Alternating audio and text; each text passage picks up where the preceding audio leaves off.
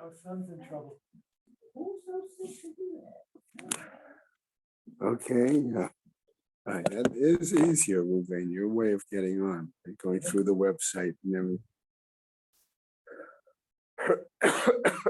Sorry again about the cold. Okay, learning sponsors, Isaac and Evelyn Blachler in memory of his sister, Chaya Rachel Bas Isser, friends of Leonie Meisem and Leah Saber Bas Chanoch Zundel, friends of Malaskotsky, Moshe Zelig Ben Mordechai, Martin Lipman and family in memory of his wife, Malka Chana Bas Pinchas.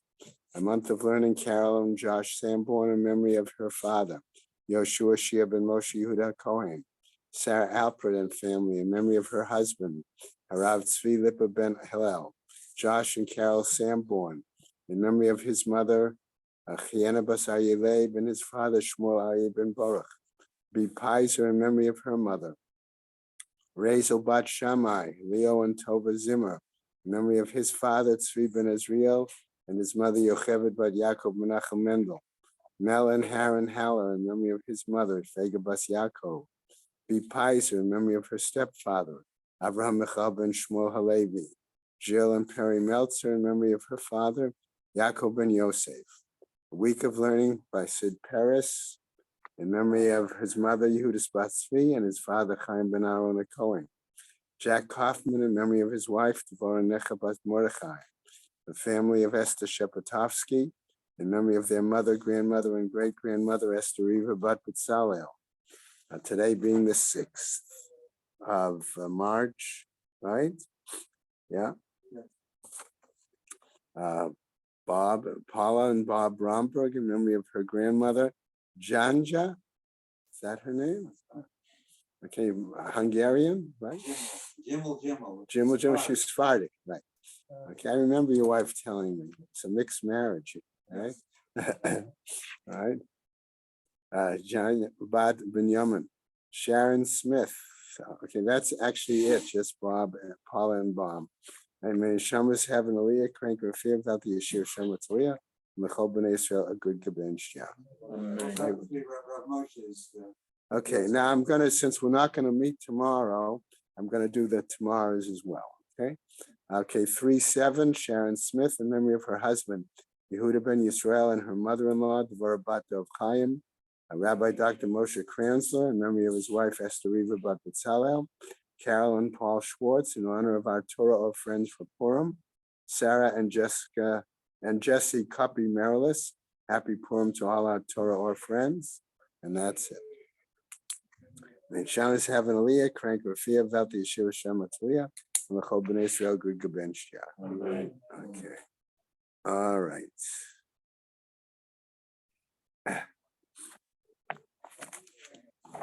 Okay. All right. So today's daf is Membet. Okay, we got to the middle of the Amud.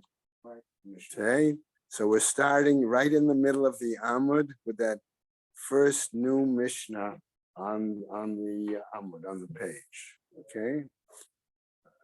Sid was in this morning. Mar Harvey was in this morning. Okay. All right. Then it's not necessarily that difficult. However, there is a couple of things we need to keep in mind. Okay. We all already know that a minimum term is 30 days. Okay. We also know that there are 3 Isurim. We also know that certain things need to be done when the Nazir finishes his term in order to, let's say, denazification, if I want to use that term. Okay. And anyway, what happens? Okay. Says Matnidi, okay, right in the middle of the Yom.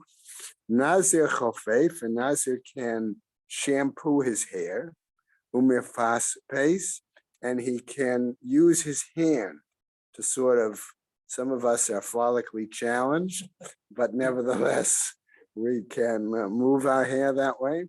Avalo surek, but he cannot comb his hair. The implication seems to be that using a comb could very easily pull out, right, pluck out hairs. Okay. Gemara, chofef umefasbes, saying that one can shampoo and hand rub the hair. Mani, according to whom? Rabbi Shimon, it's the view of Rabbi Shimon. Damar, who says, davar she'ein mitkavein mutar. Okay, that in other words, were there to be some hairs that came out when he shampooed, okay, or when he put his hair through, okay, that was not his intent, and as a result, it's acceptable. Why is this important? Because we're going to see now as the Gemara continues that we need to keep in mind that there were certain mineral products, nitrates in particular, okay, that were used as a shampoo, and those certainly could very easily, okay, 20 mule team borax, okay? You know that, you've heard of that, everybody, okay? Remember that borax is a natural substance for washing, okay? It's referring to reserve. what? They mean that when they say Exactly, exactly. That's what we're going to get to. What did Stephen just say? Stephen said when we get to the piece in the Gemara where it refers to not using earth, that's what it's really referring to, okay? If you ever want to look in Koran, they have a nice description and explanation of the fact that it's primarily, I made a note, sodium carbonate, but we'll get to that momentarily, okay? All right, so what happens? So that was Rabbi Shimon's view, right? Davar she'ein mitkavein mutar. Aval lo sorek, but not should use a comb. That's the end of the Mishnah. Right, at the end, right. Okay, so Rabbi Shimon seems to hold it's davar shalom miskaven. But what about the second part of our Mishnah that said one shouldn't comb? At the aim the Rabbanan. That I would gather comes from the rabbinic point of view. Okay, so is it possible that we would normally have such a short Mishnah? Okay, such a short Mishnah on one part by an individual Tana and the other part Rabbanan. We don't usually like to do any kind of Mishnah in that structure, okay? So that's why our Mishnah asks the question. All right, Reisha Rabbi Shimon, V'Seifa Rabbanan, that the beginning would be Rabbi Shimon and the end of our Mishnah Rabbanan. Amar Rabba, says Rabba, Kula Rabbi Shimon he.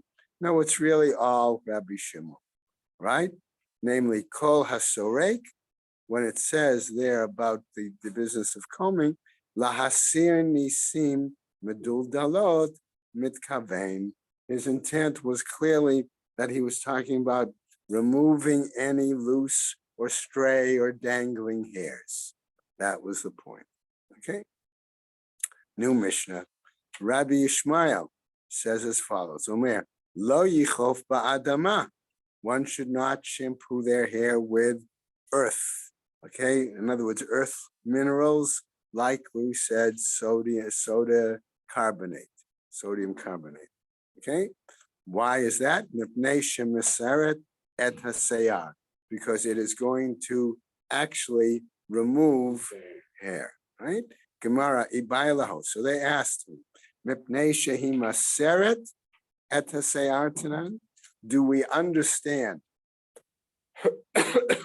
sorry, that this is a linguistic problem in the Mishnah? Or is it more than just a linguistic problem? If it's just a linguistic problem, okay, then we're going to see, okay? If it's more than that, we've got another issue, right? So the Gemara is asking first, Shehimas, are we saying that because it removes hair, that's what our Mishnah is teaching? O Dilma mepnei ha maseret tanan.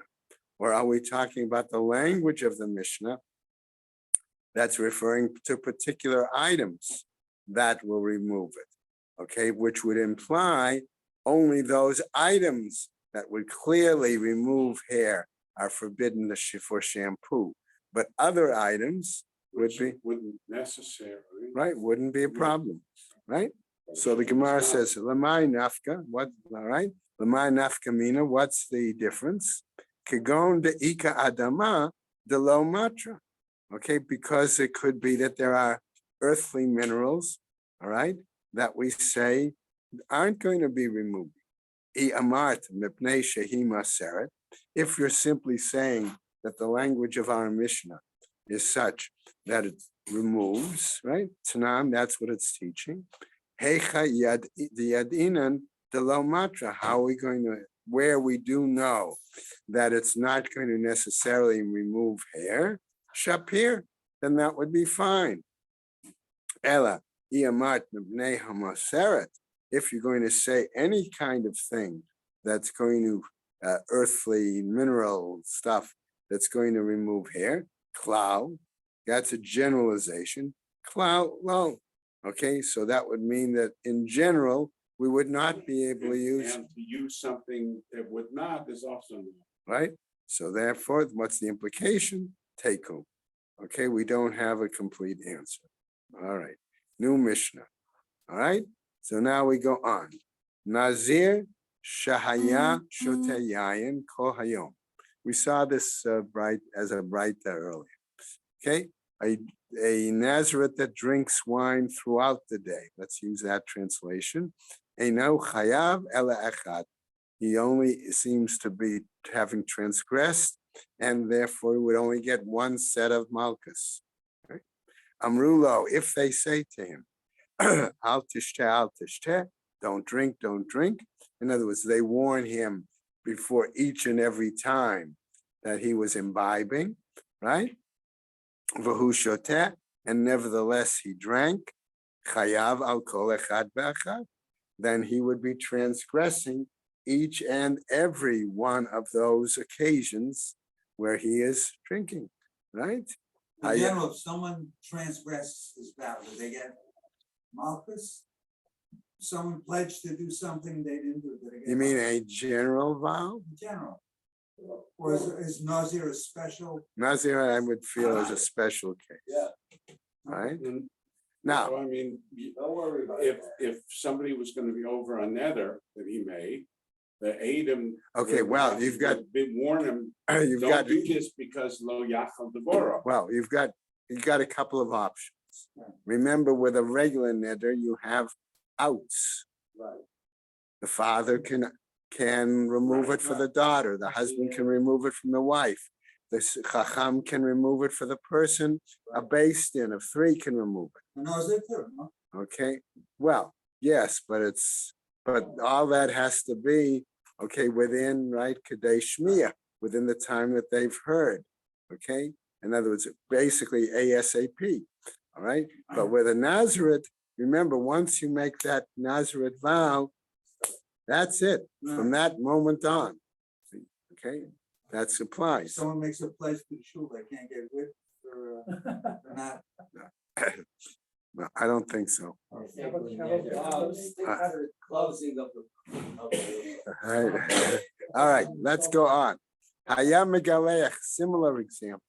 Hayam megaleach kol hayom, if he were to shave all day, right? Eino chayav ela achat, he would only get one transgression and one set of malchus, right? Amrulo, that they said him, al tiglach, al tiglach.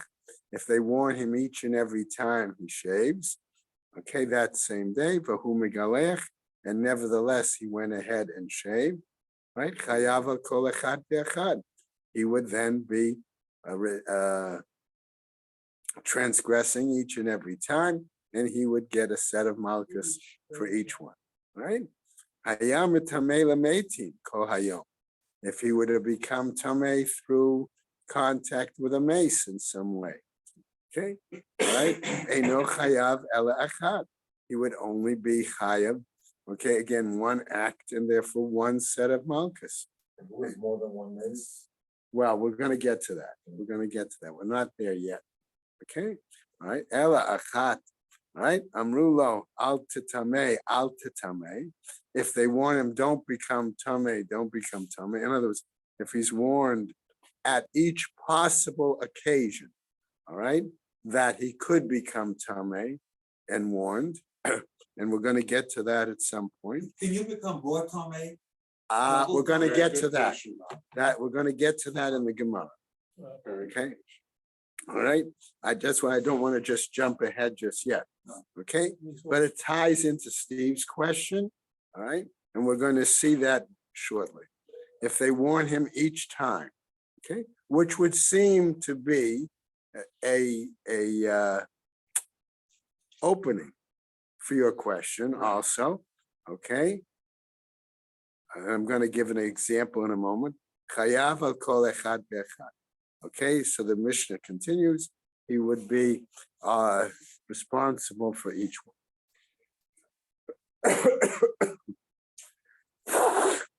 Okay. We turn to the Gemara on the top of Amud Bey. Okay. Before I go into the Gemara, I will just want to give an example that deals with both Steve and Bob's question. Let's assume that an individual has come in contact with a sheretz. Right. Okay, so I'm going an easy one. It really should be more tumas mace, but I wanted to go, right? So he's at a certain level of tuma, okay? Right. And now, okay, what does he do? He realizes, oh, I got contact with a sheretz. What do I have to do to remove it? Go to the mikveh. I have to go to the mikvah. Okay, but before I go into the mikvah, I'm going to go into this house, okay, to get to something that I need to bring to the mikvah. Towel. What? A towel. Whatever it is. And there's a mace in the house. But he didn't know. No. Works for me, doesn't know. Okay, but what happens if somebody says, wait a second, don't go into that house? It's different. Okay, so we're going to see that the Gemara is going to ultimately try to deal with those questions. Could a person be tameh on a higher level? That would be one question, because certainly tumas mace is higher level than tumas sheretz. Okay, but what about tumas mace and tumas mace? Okay, can you be a higher level of tumas mace itself? Right? That person. No. But seriously, what about the whole idea of the concept of Ansara? There has to be always warnings. Hasra, there usually needs to be a warning. Yeah. Correct. I say usually, all right, because Right. somebody could say, hey, didn't you hear, don't you know that we read in the Torah, all right, et cetera, et cetera, et cetera. By citing the pasuk, is that enough of a hasra? That's the point. Okay? So let's see what the Gemara is going to tell us. Whether or not he gets the warning, right? All right, so what happens? Itmar. About this, the following was said. Amar Rava, Amar Rav Huna. In the name of Rav Huna, the following, right? Mikra Malay Davar Hakatu. Okay, that the Torah gives us complete psukim, it says, in regards to this issue of Tuma, right? In one case, we have a pasuk that says, right, basically, lo yitama, should not make himself unclean. Okay, I'm not, Artsco probably cites the whole pasuk on, right? Okay. Lo yitamu lahem hamois. Right, okay, right, so that's one example. All right, so what happens there? Kashahu omer lo yavo. And in another case, we have also another pasuk. All right, Never shmeish lo yom. right, and that's also a full pasuk that gives us again another, in a sense, kind of warning. All right, so there are two full psukim already that in a sense act as warnings. Okay. Lahazhiro al hatum'ah. Okay, they warn him about a potential tumor. Lahazhiro al habi'ah. And they also warn him about entering a facility where there may be ohel mace there. Okay. So we have two clear examples of those cases where it's possible then that we might argue that somebody could become tame. Let's say they were chased into a cemetery, okay, or whatever reason they walk through a cemetery for a shortcut. I don't know why, but okay. And then they go into a house and there's a mace there. Okay, in any case, right? So the Gemara, however, tells us there, right? Aval tuma, v'tuma lo. Okay, but what are we saying here? But to say that there is one level of tuma and then another level of tuma, okay? Maybe here we might not apply that. That's part With of our respect question. to touching and going to the house, that's the difference. But if he touched the mace and then touched the mace That's what we're gonna again, get to. there, he's already tame, so he would That's not- what we're going to, okay, so in other words, if you've already have a Torah mandate, not to, of Tumas Mace, and then you into the house, okay, we might have thought, well, since we have two psukim, we'll make it we have two separate not. lavim, and therefore those would require two separate punishments, okay?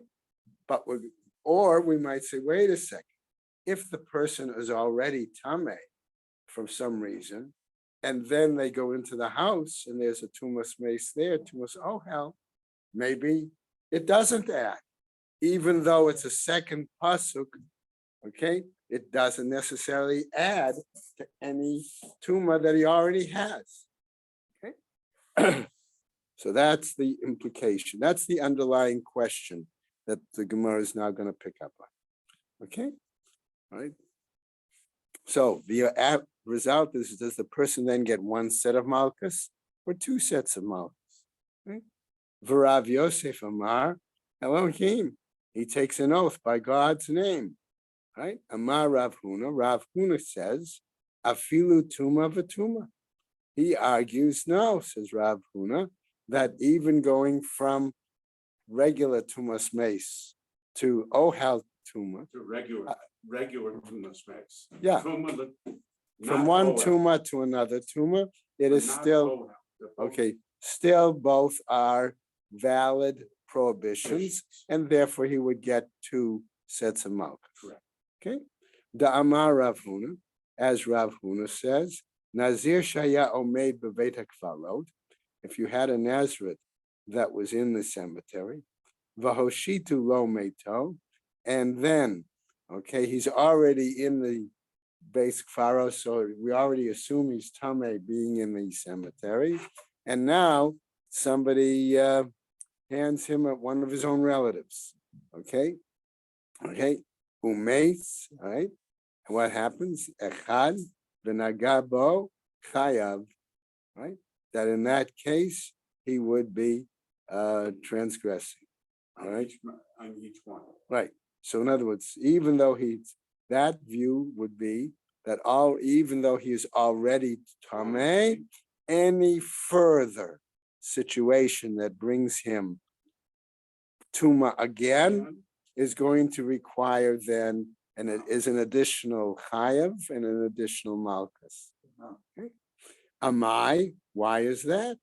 So the Gemara asks, just as we just said, ha mitame v'kayim, but he's already tame. So how can you say that he's going to be further tame?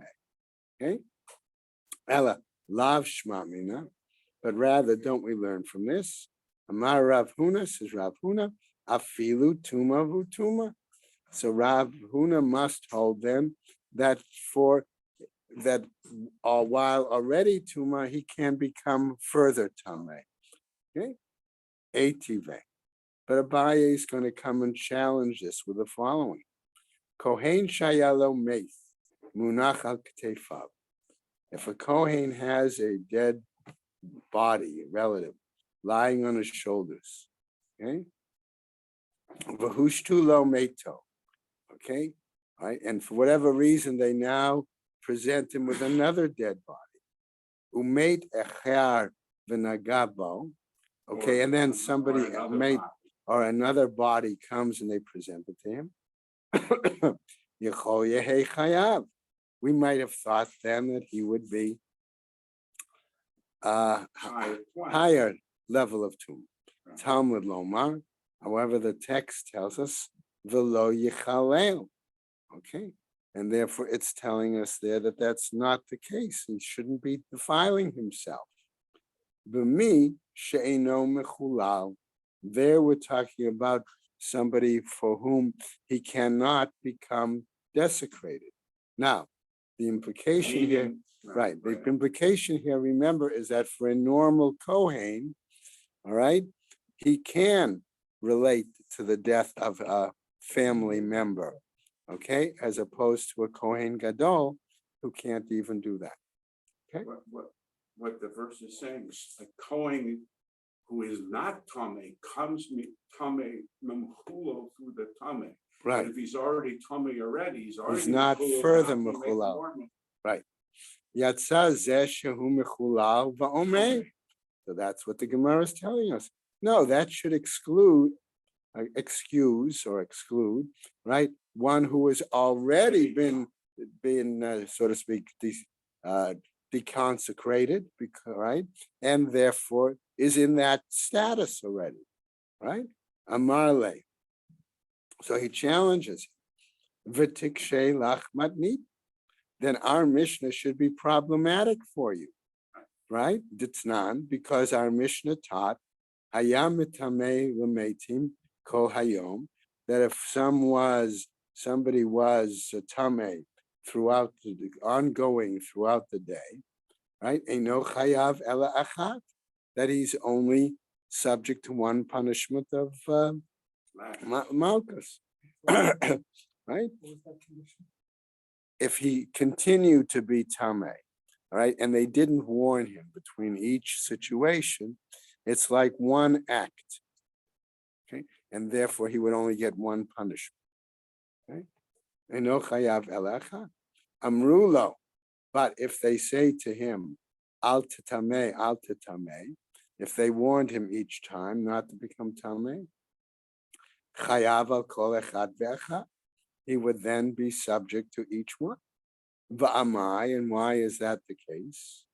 Hamitame v'kaim, but rather isn't he already in a status of tamei, and therefore how can you say that he should get more tamei, further tamei? Okay, ela, rather, kasha ahadade, but rather we're going to say that these items themselves are contradict, right? The texts themselves contradict, right? Lo kasha. No, we can try to explain it in another way so that the Braita and the Mishnah don't contradict one another. Namely, in one case, chaburin, whether they have contact, and in the other one, in the Mishnah, shelo b'chiburin, and the Mishnah is talking about where there's no direct contact, no concurrent contact.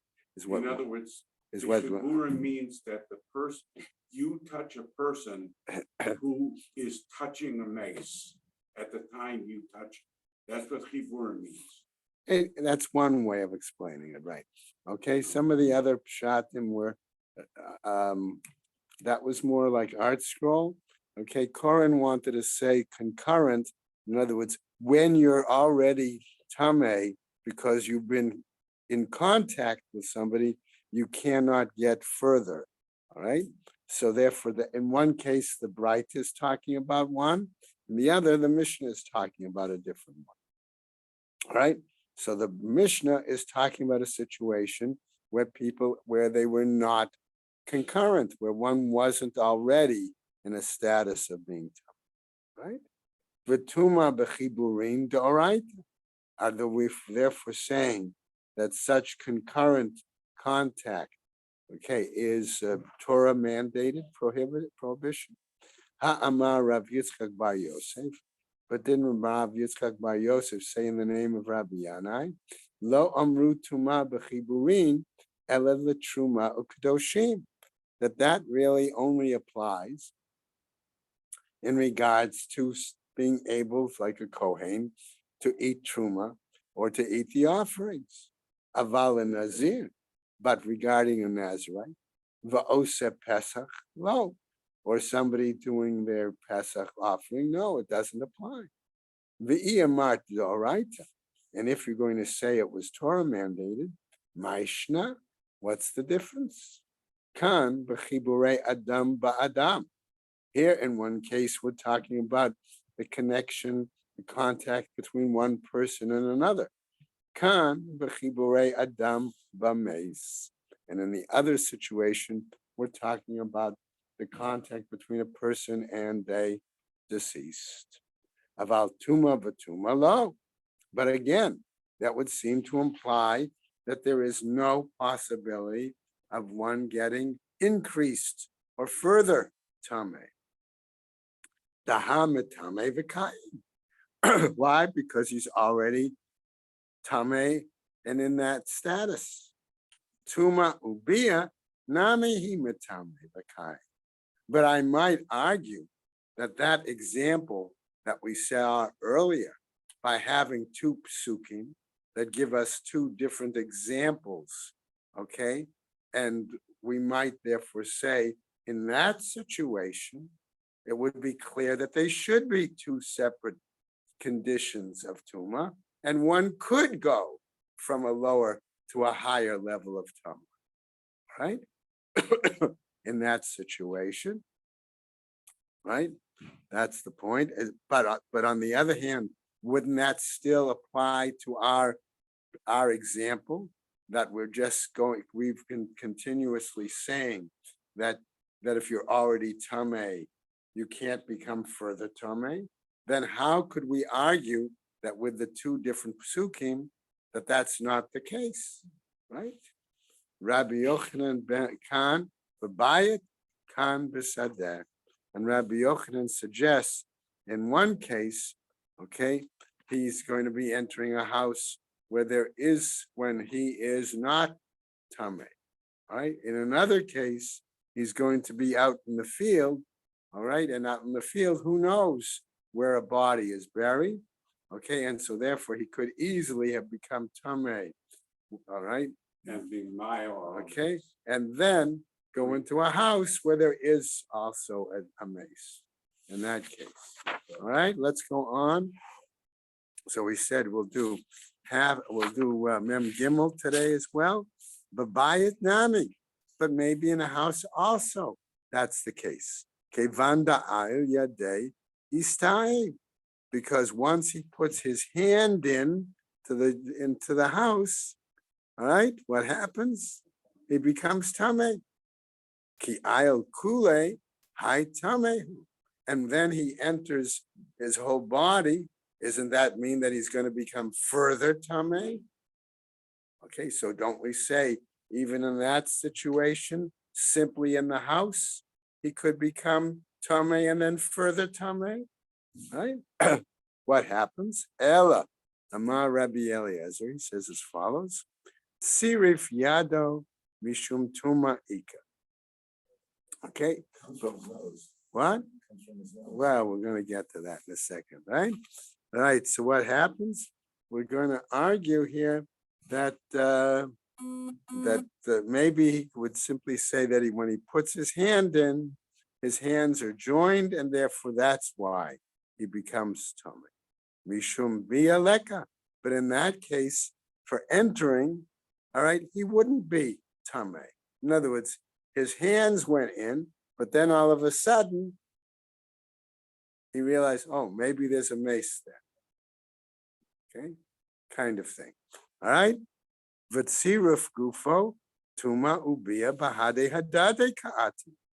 But in the example of being tame and then entering the house, Okay, you have clearly an example of part of him becoming tamei, his whole body, and then his whole body even further becomes tamei once he's inside the house. Right? Okay. So what happens? Efshar de lo ayil chotmo beresha. Okay, but isn't it impossible that his nose is going to enter the house first? So therefore, you're still going to say at least some part of him is going to initially become tamei. And then that comes back to our question of once he's in the house, does he become further tamei because his whole body becomes tamei or not? But if he's already partly tamei, how can we say that he would? Right? So what happens? V'nache le tuma, and the tuma then, so to speak, descends on him. El Amar Rava. Excuse me. Rava says as follows: Ichnis yado. He put his hand in. Umishum tuma ika, and in that case, certainly, okay, there is the status of tuma that occurs to him. Mishum bia leka. But for really entering the house, So it's a ball at one time. right? Yeah. For his coming in, there that does not occur. So his hand, right, in the case. Ichnis gufo, tuma ubia bahade hadade ka'acha.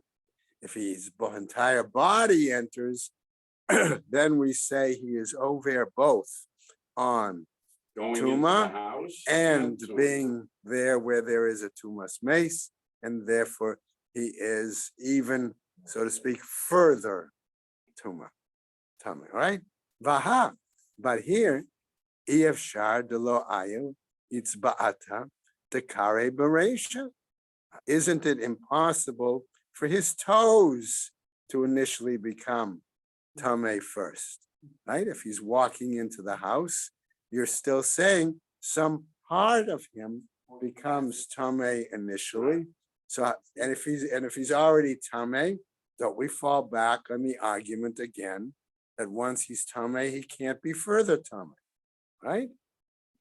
The ayil etzba'ad dekare beresha v'nechat laho tuma, and therefore the tuma falls on him. Ela amar Rav Papa, but rather Rav Papa says kegon shenichnas b'sheda.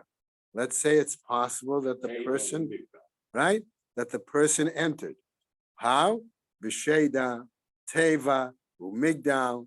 He came in either through a chest or a box or a cabinet that were closed. Okay. Ubache vero upara alav et hama'iza, and somebody then lifted up a door or something, a part of the cabinet or whatever. All right. The tuma ubia bahade adade ka'achan, and as a result, okay, the tuma of both levels came upon him. Right. Mar barav ashiamar says as follows: Kigon da'ayim kishehu goses. Or maybe it could be a situation that he entered, all right, when he was a goses. He was sick or on his deathbed or very ill, dying, v'nafak nishmate, and then his soul left him. All right, adiyativ detuma ubia bahadi hadadi ka'achan. And in that moment, that's where we would say that both the tuma normal and tuma of ohel both occur at the same time. Okay, now let's go to a new statement. All right, we come back, remember, to that example we saw of the Kohen who became not defrocked, desanctified. Okay? And the tuma, oh, I mean, within a box or just? No, if you're within a closed container, then you're not subject to tuma. All right? Because that box closes off. It closes prevents, off. like a casket, right? Right? So what happens? Tanu Rabbanan, lahechalo, We learned before, says a Braita, right? What did it mean? Ad, right? Lahechalo, ad sha'at sheyamut. All right? Until the time that one dies. Rabbi Omer says, Rabbi, right? Bimotan yitma ad sheyamut. Okay? Rabbi learns it differently, and he says, with their death, okay, one then becomes, in a sense, tamei. My beinayu. What's the difference between them? According to the Braita, ad sha'at sheyamut, which would seem to imply it's possible that a goses might be considered tamei.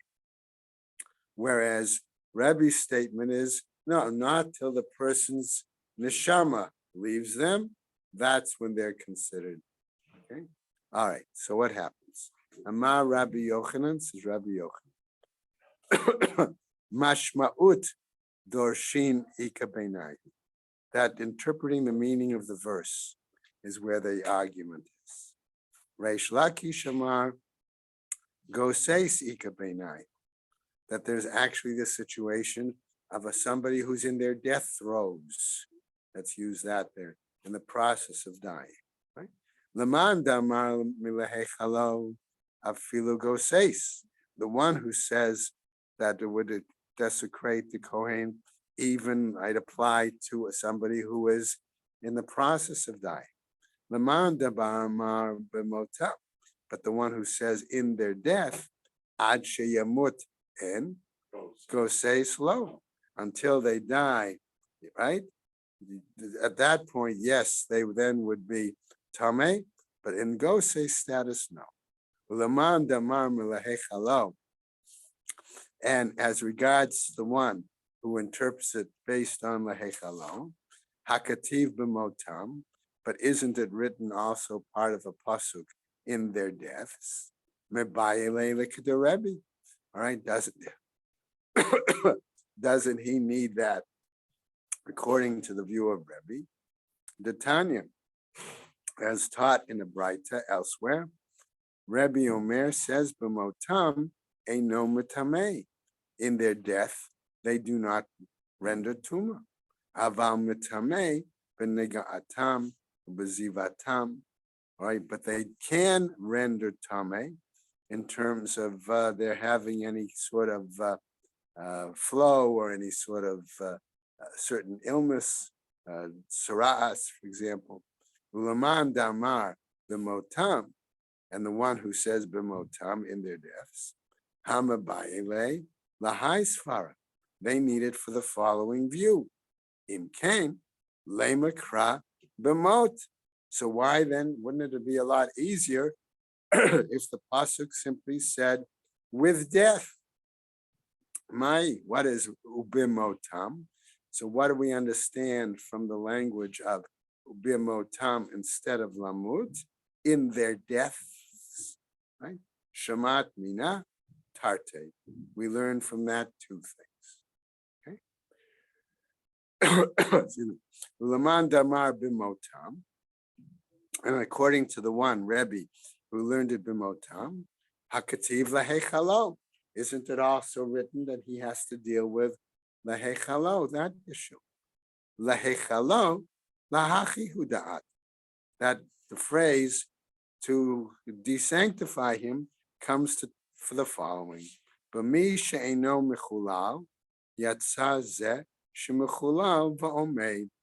For one who has not been desanctified, that excludes one who has already been desanctified and is in that He's non-sacred. already tamei, so you Right. can't add He's more in that tamei. status already. Uleman damar milehechalo hamebayile lahai svara. And according to the one, excuse me, who says lehechalo, okay, what is his need? Okay, to get to that line of thinking, in Cain, lema kra lahechal. So that would have been sufficient had the verse simply said lahechal, to desanctify. My lahechalo. Why then does it say to desanctify him? particularly shamat mina tarte. Here too, we learn two items. In other words, it means more severe, situation. Finishing up, meitive, but we'll challenge this. Adame no mitame ele ad shetetzei nafsho. A person does not become tame until their soul exits. Va'afilu migaver, and even if you were to have stabbing, wounds, lacerations, severe, all right? Va'afilu goses, even if he's on his almost deathbed, death throes. Laman amar lahechamila hechalo, but according to the one who says to deconsecrate him, to desanctify him, hakatani, isn't it taught there? De'eno matame le'inyan, okay, tamui, okay, isn't it already taught then? Yeah, but Goy says he's not Right. a Tama. That it's not, doesn't deal with a situation of impurity, ad nafka nafshe, until his soul actually leaves him. So how can you argue with Goses that is can render somebody tame? Okay? Le'inyan itchule ha itchil. Right, he comes to tell us that basically what we're talking about here. Okay, all right, but there could be already a process for the Kohen to become desanctified, profane. Okay. As a Goy says, he's starting the, He's starting the death process, and therefore for the Kohen, contact with that person does render them profane, okay, desanctified, right? That's why they gotta watch out for hospitals. Exactly, exactly. All right, so tomorrow we'll skip and we will pick up Wednesday morning with the Amud Bays. Like I said, Mem Dalet is a long, sort of, but the first Amud is long. Maybe it's a Gadata. Let me see. Okay.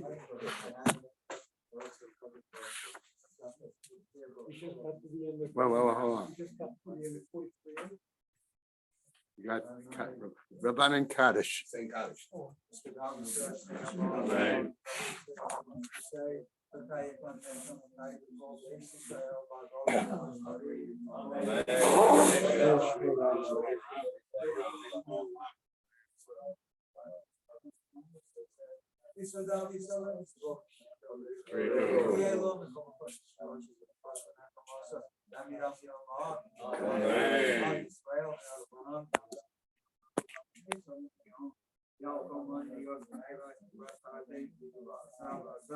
Hey,